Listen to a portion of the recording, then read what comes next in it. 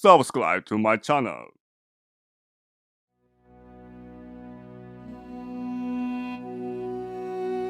There are books that inform, and then there are books that transform. But once in a while, you stumble upon a text so strange, so otherworldly, it feels like it was never meant for human eyes. One such book is the Book of Enoch, a scripture so controversial, so illuminating, it was buried by time and exiled from the sacred canon. Until now, have you ever wondered why some ancient texts were cast into the shadows, hidden, forbidden, or even branded heretical? What if there was a manuscript that revealed the true origins of angels, the secrets of the heavens, and the fate of mankind, long before the Bible ever whispered its first verse? The Book of Enoch is not just an ancient scroll, it is a doorway into realms beyond our senses, into truths that shake the foundations of our spiritual understanding. Authored, they say, by Enoch, the great-grandfather of Noah. This enigmatic scripture weaves a tale of divine rebellion, cosmic justice, and an ancient war between light and darkness. It speaks of watchers, angels who defied heaven and descended to earth, taking human wives and birthing hybrid beings of terrifying power. It tells of hidden knowledge passed down by celestial beings, of forbidden sciences, and of a coming judgment that echoes through millennia. But perhaps most shockingly, it describes a version of human history completely at odds with what we've been taught. And it does so with a clarity that defies coincidence. Why was this book cast out of the Bible? Why did the early church fathers fear its contents? And why did ancient Ethiopian Christians preserve it when the rest of the world tried to forget it ever existed?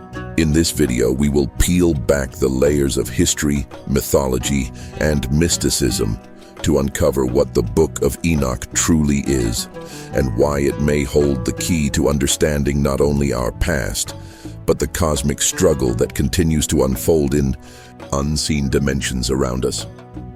We'll journey into the origins of the Book of Enoch and its mysterious disappearance from most of the world's religious traditions, the chilling story of the Watchers and their impact on human civilization, the esoteric wisdom hidden in its verses, knowledge that may be more relevant now than ever before, and how this ancient text could transform the way you see reality itself.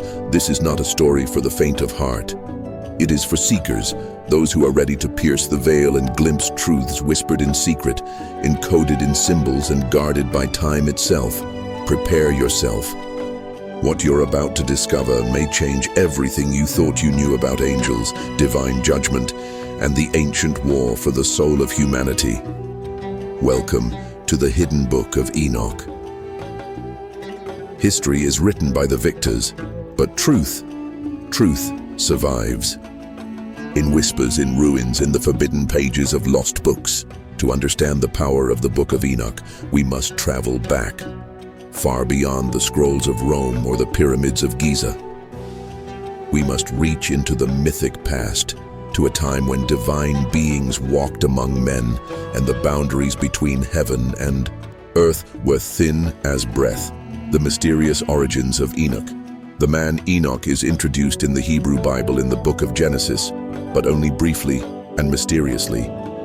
Enoch walked with God, then he was no more because God took him. Genesis 5:24. One verse, that's all. No death, no burial, just disappearance. But that small thread has unraveled into something massive, an ancient legacy buried by time and silence. The Book of Enoch, also known as Fern Enoch, is a collection of several texts written sometime between 300 BCE and 100 BCE, likely in ancient Aramaic or Ge'ez, the liturgical language of Ethiopia. The book is traditionally attributed to the patriarch Enoch, who was said to have lived before the Great Flood, 7 generations after Adam. Though long considered lost to the Western world, it was preserved in its entirety only in Ethiopian Orthodox Christianity, where it was considered scripture for centuries. When explorers brought it back to Europe in the 18th century, it sent shockwaves through scholars and theologians alike. Why? Because the Book of Enoch didn't just echo biblical stories, it expanded upon them with radical, often unsettling detail. A text too dangerous for the canon. The Book of Enoch was widely read and revered in ancient Jewish communities. Portions were found among the Dead Sea Scrolls at Qumran, suggesting it held significant influence among early mystical sects such as the Essenes. In fact, many of the themes present in Enoch, like the idea of a heavenly realm filled with angelic hierarchies, spiritual warfare, and apocalyptic visions, heavily shaped early Christian thought. Even the New Testament quotes directly from it. The Epistle of Jude, verses 14 to 15, almost word for word mirrors passages from Enoch. Church fathers like Tertullian and Origen regarded it with deep respect, and yet, it was later removed from the canon. Why? The answers are layered. Some point to its vivid descriptions of rebellious angels, the Watchers, and their forbidden acts. Others suggest its cosmology was too elaborate, its theology too unsettling. Still others believe it simply revealed too much. Truths about the ancient world, the nature of divine beings, and humanity's role in a cosmic conflict that the Church did not want widely known. The Council of Laodicea, circa 363 CE, was one of the first to begin the systematic exclusion of such texts from the biblical canon. The Book of Enoch was deemed non-canonical, labeled apocryphal, even heretical. But why suppress it unless it contained something powerful? A mirror of ancient civilizations, let's widen our lens. The themes in the Book of Enoch echo myths and legends across cultures and continents. The idea of divine beings descending from the heavens and mating with humans, producing hybrid offspring, can be found in the Sumerian tales of the Anunnaki, the Greek myths of the Titans, and the Hindu epics of the Devas and Asuras. Could these stories be parallel memories of a forgotten age? Did ancient civilizations preserve in their myths what Enoch recorded in his visions? In Enoch's account, the Watchers did not simply fall, they descended with intention. They brought knowledge to humanity: astrology, metalworking, cosmetics, enchantments, technology and magic, the very foundations of civilization, according to some interpretations. But they also brought destruction, arrogance, and corruption, unleashing the Nephilim, giants of violence and chaos. This theme, the dual-edged sword of forbidden knowledge, is ancient. It mirrors the story of Prometheus, who gave fire to man and was punished by the gods. It is the serpent in Eden offering the fruit of knowledge. It is the alchemical truth that every illumination casts a shadow. Philosophical dimensions of Enoch, beneath the mythos, lies profound esoteric philosophy. Enoch's ascent through the heavens, a central theme of the text, is not merely a physical journey. It is the soul's initiation, an allegory of spiritual ascent. Like Dante's Divine Comedy or the Egyptian Book of the Dead, it reveals that the soul must pass through layers of reality, guided by celestial intelligences to reach the source.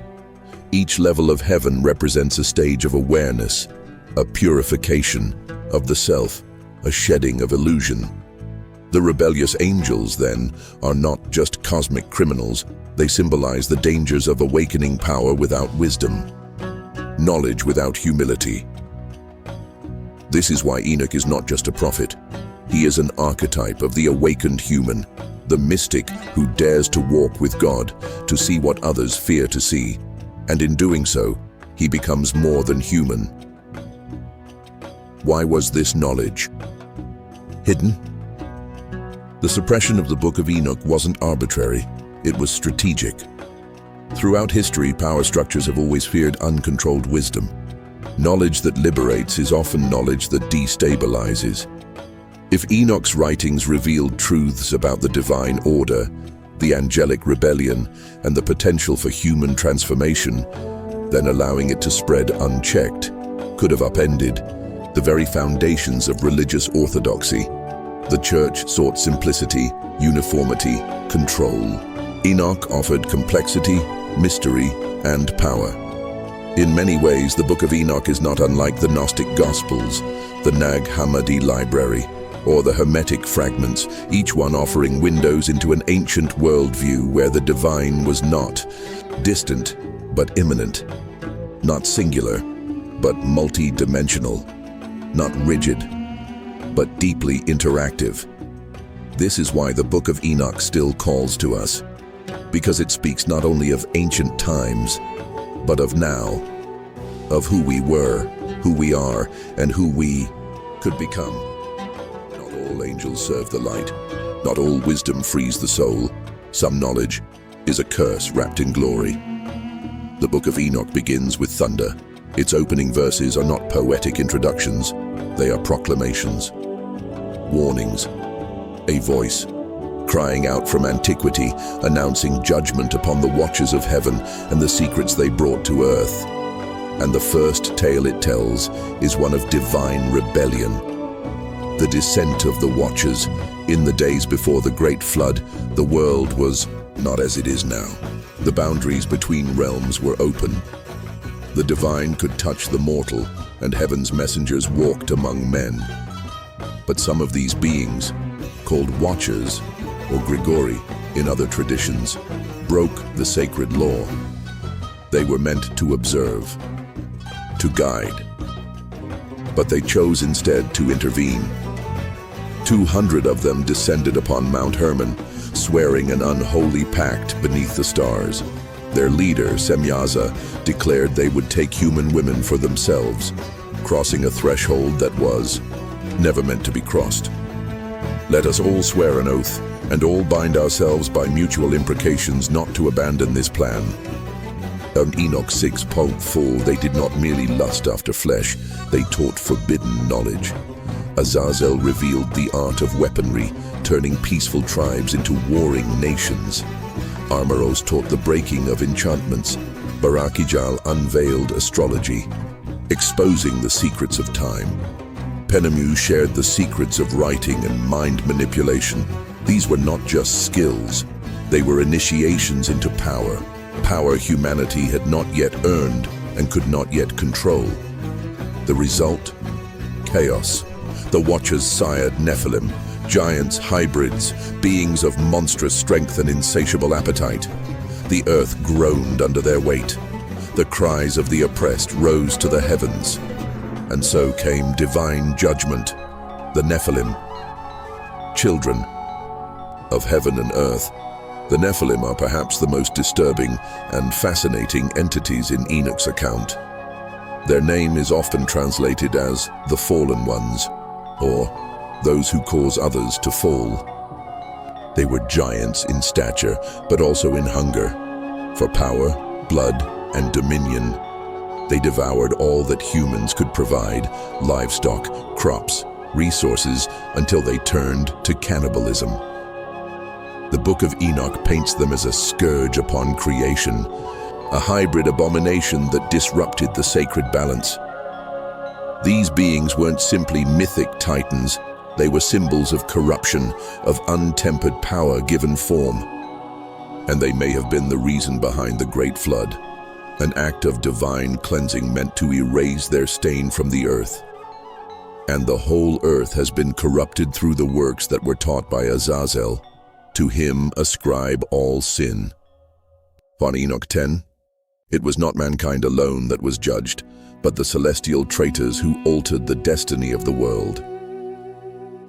The cosmic tribunal. In one of the most vivid sections of the text, Enoch is taken by the archangel Uriel to witness the heavenly judgment of the Watchers. Standing before the Ancient of Days, a throne of blazing light and roaring flame, the rebellious angels are sentenced to imprisonment in the abyss, bound beneath the mountains until the day of judgment. This scene reveals something profound.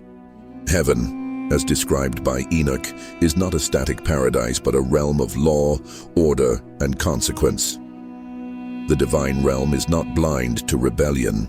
Even angels can fall, and when they do, the cosmos itself reels.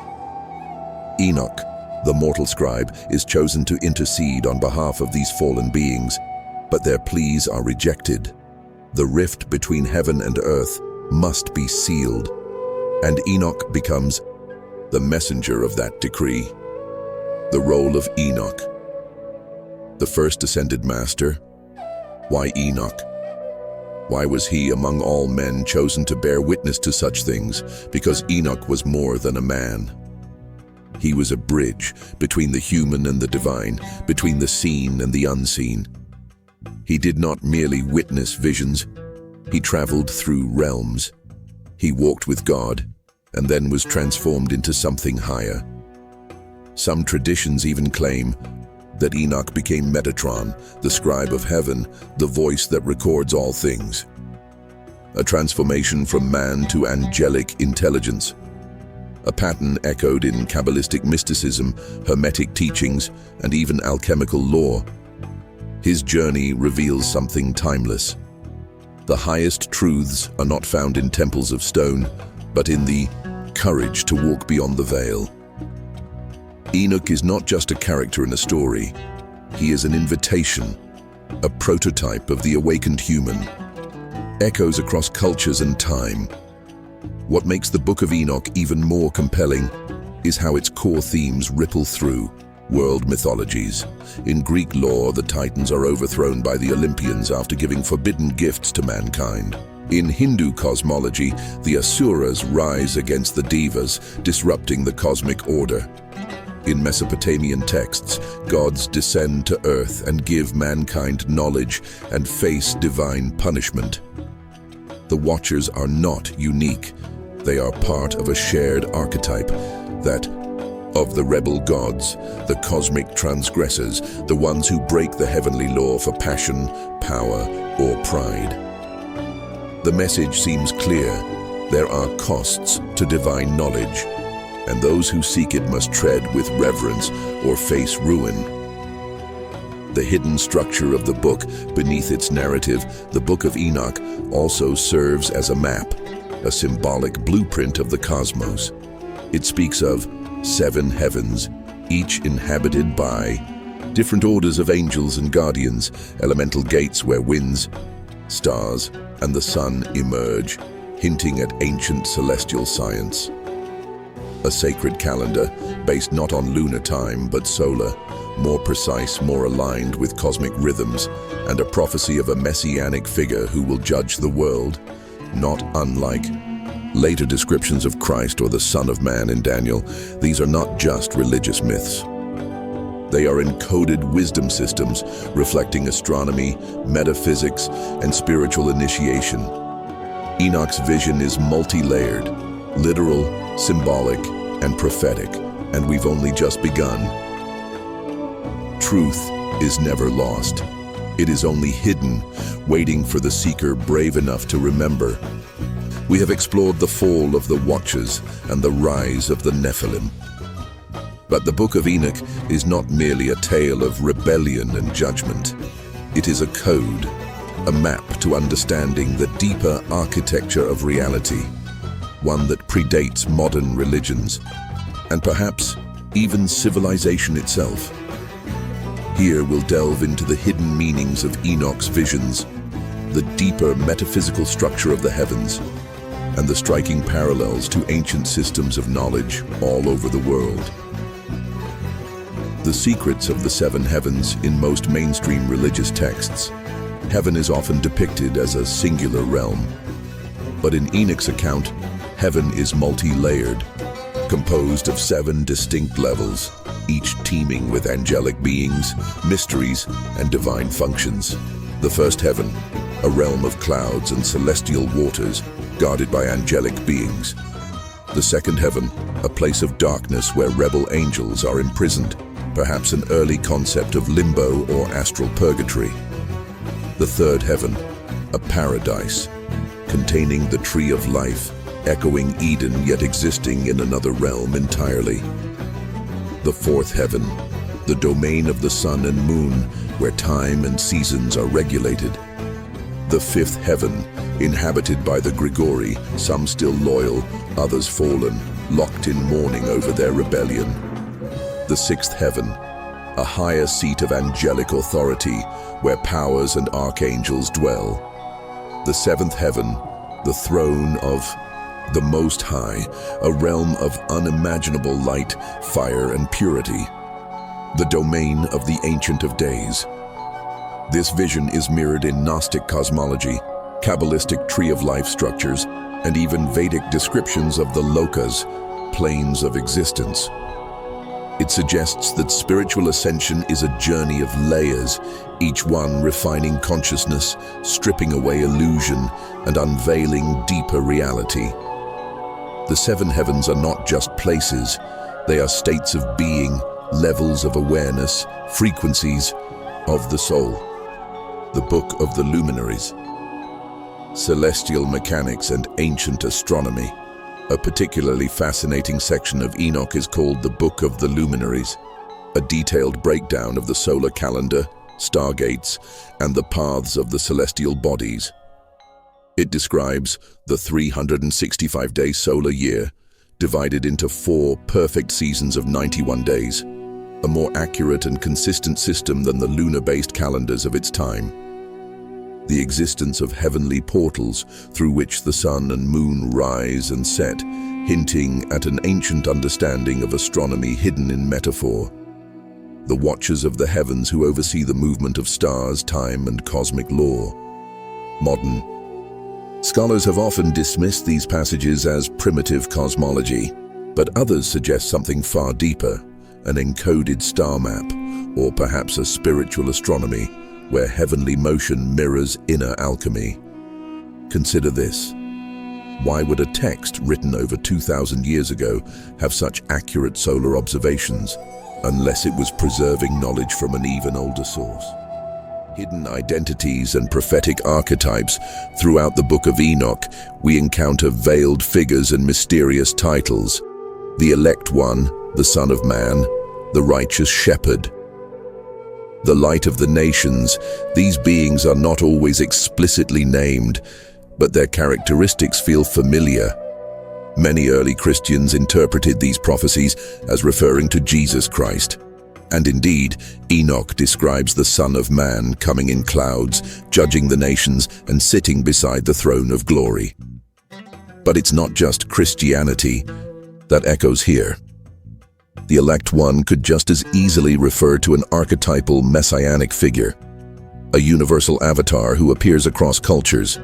The Kalki avatar in Hinduism, the Saoshyant in Zoroastrianism, the Maitreya in Buddhism, the Mahdi in Islamic eschatology. In this view, Enoch is tapping into something primordial, the collective expectation of a savior, a redeemer, a cosmic restorer, of balance who arises when humanity has veered too far into darkness. These archetypes, like the Book of Enoch itself, transcend religious borders. They belong to the spiritual DNA of humanity. Misconceptions, myths, and manipulations. In many academic circles, the Book of Enoch is brushed aside as mere apocalyptic fantasy. Others reduce it to mythological poetry. But this dismissal often overlooks the deliberate, coordinated effort to erase Enochian wisdom from the collective narrative. There are even theories, controversial but persistent, that this text was suppressed not just for theological reasons, but for political control. After all, a scripture that reveals that angels could fall, that knowledge can empower the common person, that the spiritual world is multidimensional and interactive, would have been dangerously liberating in a world where organized religion was becoming a tool of empire.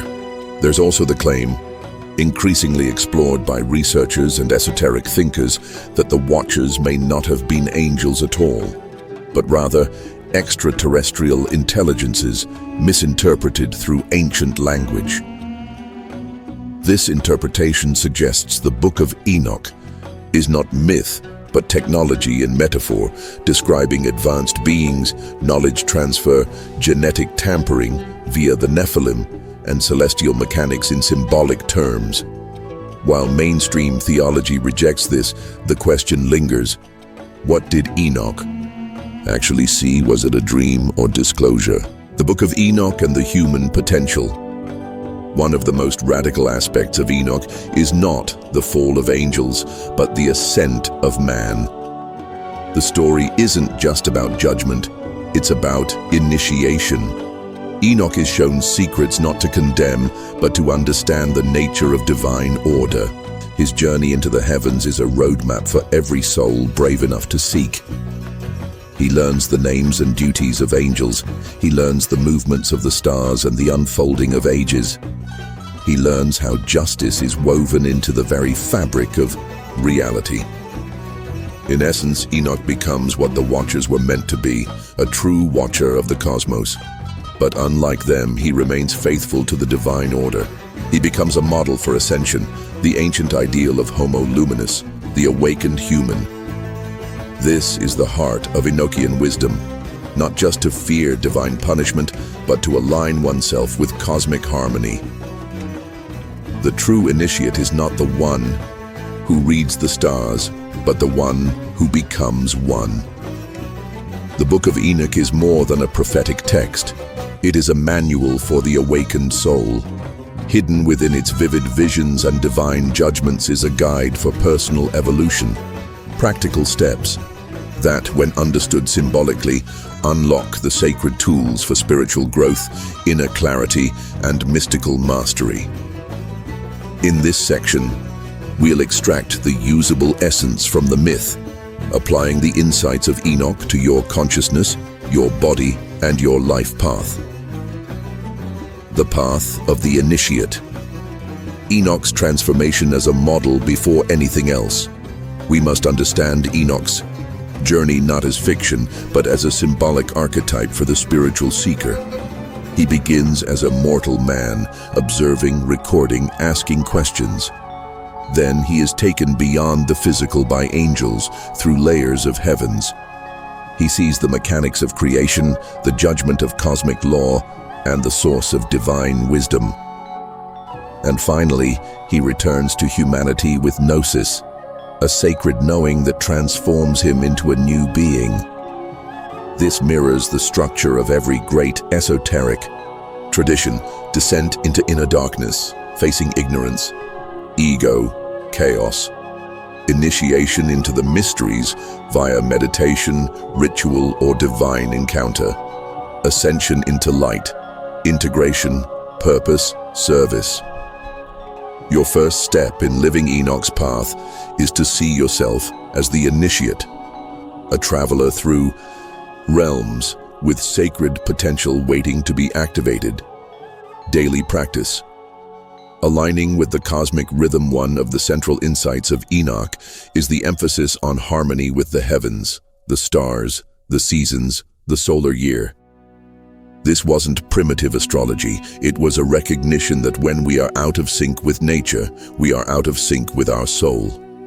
Enochian alignment ritual, 10-15 mins daily. Do this at sunrise or sunset, when the gates of light are in. Flunks. Step 1. Centering breath. Stand facing the sun, or visualizing it if indoors. Inhale for 4 counts, hold for 4, exhale for 6. Repeat 3 times. Step 2. Invocation of the Watcher. Within silently or aloud, speak. As above, so within. I call upon the light of the heavens to awaken the divine in me. May my path reflect the stars and my soul move with the sun. Step 3. Solar gaze and grounding. With eyes closed, feel the light on your face. Imagine golden threads connecting your heart to the sun, then to the earth beneath you. Stay here for 3 to 5 minutes. Purpose.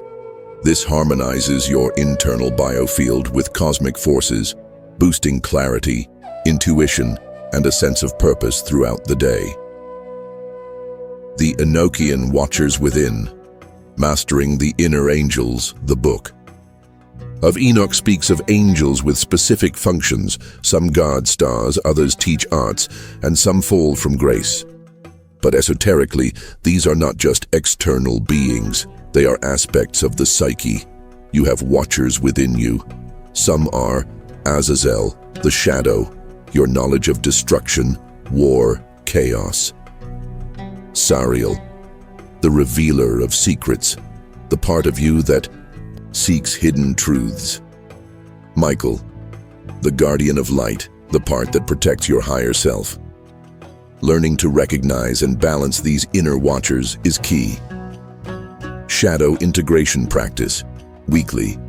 Sit quietly. Think of a recent moment when you were triggered. Anger, jealousy, fear. Ask yourself, what watcher within me was speaking in that moment? Was it my shadow, my warrior, my seeker, my teacher? Write down the voice. Give it a name if needed. Talk to it. Ask it what it wants. Thank it for its protection. Reframe its energy into conscious use. Goal: you begin to reclaim power from unconscious drives and awaken higher command of your inner kingdom. Creating your book of life. Enochian journaling. Enoch was a scribe of the divine, not just a prophet but a recorder of heavenly mysteries. This is an invitation to become the scribe of your own soul. Book of Life. Journal practice. Each night, answer these 3 sacred questions. What truth did I witness today? Where did I fall from alignment? What message is my soul whispering? To me now, do this consistently, and you'll create your own sacred scroll, a record of transformation. Over time, you'll see patterns, synchronicities, and insights emerge like stars. Fasting and the forgotten technologies of purification. Enoch's world, the giants, Nephilim, were symbols of overconsumption, excess, and imbalance. They devoured until nothing was left. Spiritually, this speaks to detoxing the soul from noise, from ego, from constant stimulation. One of the most ancient and powerful ways to do this is through fasting. If the Nephilim represent the consuming force, then fasting is the sacred counterforce, the choice to release. Whether through food, media, or mental chatter, engaging in periodic fasting resets your body and your soul's compass. Lunar. Fast, optional monthly practice. Once a month on the new moon, refrain from food for 24 hours, or from digital input if physical fasting isn't right for you. Spend this time reading sacred texts, meditating and walking in nature. Reflect on what you're releasing and what truth you are calling. In this is spiritual rebellion against the modern Nephilim, consumption. Fasting makes space for divine signal to be heard. 6. The sacred calendar. Reclaiming Enoch's solar flow, one of the most practical and overlooked aspects of the Book of Enoch, is its use of the 364-day solar calendar, built around 4 perfect quarters of 91 days. Unlike the lunar calendar of ancient Israel or the Gregorian system of today, this solar-based timekeeping was precise, ordered, and spiritually aligned. To live by this rhythm is to align your life with the dance of the cosmos. Solar quarter. Intentions, seasonal practice. At the start of each new season, equinox, solstice, set 3 sacred intentions. What truth am I living this season? What lesson am I learning? What gift am I offering the world? Track this across the year. This is your wheel of initiation, mirroring the sun's journey and guiding your own. Embodying the Son of Man, becoming the elect one.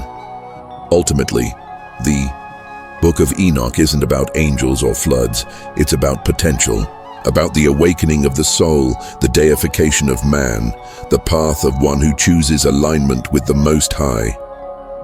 The title Son of Man, often misunderstood, is not exclusive to one messianic figure. It is an archetype, a state of consciousness you can step into. To embody this is to live with sacred awareness of your thoughts and actions, radical integrity in the face of chaos, compassionate sovereignty over your life. This is the true Enochian path, not to worship the angels, but to become the bridge between heaven and earth yourself.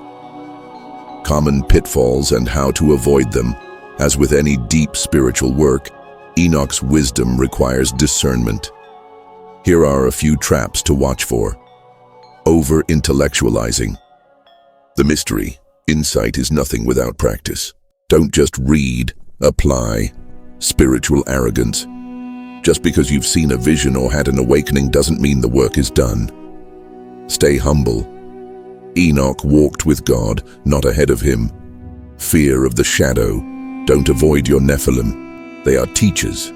Your darkest emotions hold the keys to your greatest transformations.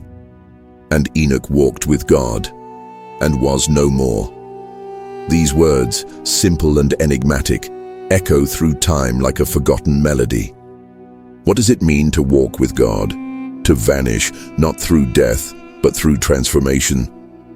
This is not just the end of a story, it is an invitation, a challenge, a key to the door we have long forgotten how to open. We were never meant to be blind. The book of Enoch reveals that the heavens were not closed, but hidden. That angels were once guides, and stars once spoke to us in symbols. That we lived in harmony with the rhythm of creation, until we fell into amnesia. This fall wasn't just of angels, it was ours. We forgot the patterns. We silenced the watchers within. We lost our place in the celestial order, but the book of Enoch survives, like a whisper in a cave reminding us that memory can return, and when it does not arrive quietly. Summoning the truth from the shadows, we have traveled far in this exploration. From the fall of the Watchers to the rise of the Nephilim, from the cosmic calendars to the architecture of the heavens, from misunderstood prophecies to sacred practices of alignment, and through it all, a singular truth emerges. The Book of Enoch is not about fear, it is about restoration. Restoration of the soul's memory. Restoration of balance between spirit and form. Restoration of the bridge between divine and human. It is a roadmap, not to salvation through belief, but to transcendence through awakening. Why it was hidden, and why it is returning. Many ask, why was the Book of Enoch removed, suppressed, forgotten? The answer is not only political or theological, it is energetic. This text carries a frequency, a vibration, one that cannot be digested by systems of control. It speaks to the divine autonomy of the soul, the cosmic law beyond dogma, and the inner technology of awakening. For centuries, the world wasn't ready. But now, look around. Humanity is seeking. The veil is thinning. The myths are becoming maps again. The Book of Enoch is returning because we are remembering who we are. The journey forward, becoming Enoch, to walk in the footsteps of Enoch, is not to seek escape. It is to embody, to integrate heaven and earth, light and shadow, ancient and modern. It means becoming the scribe of your own life, the seer of your own skies, the shepherd of your own soul.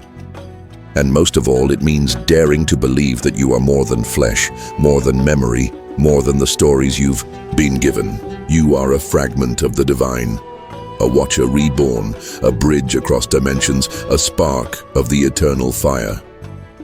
A final question. For those who dare, if the Book of Enoch is true, not just myth, not just metaphor, but a coded transmission from a time before time, then what else have we forgotten? What other truths lie buried beneath the sands of scripture and science? What might we become if we chose to awaken? For the seekers of the hidden path, if this journey stirred something ancient within you, something half-buried, something sacred, then let it not end here. Subscribe to walk further. Comment with what resonated or what you've remembered. Share this with fellow seekers who feel the call of forgotten truths, because this is not just a channel, this is a sanctuary of remembrance. And you are no longer just a viewer. You are the next scribe, the next watcher, the next Enoch.